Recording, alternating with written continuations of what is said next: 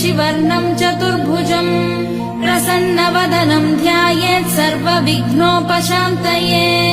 यस्य द्विरदवक्त्राद्या पारिषद्या परशतम् विघ्नं निघ्नन्ति सततं विश्वक्सेनं तमाश्रये व्यासं वसिष्ठनप्तारं शक्ते पौत्रमकल्मषम् पराशरात्मजं वन्दे शुकतातं तपोनिधिम् व्यासाय विष्णुरूपाय व्यासरूपाय विष्णवे नमो वै ब्रह्मनिधये वासिष्ठाय नमो नमः अविकाराय शुद्धाय नित्याय परमात्मने सदैकरूपरूपाय विष्णवे सर्वजिष्णवे यस्य स्मरणमा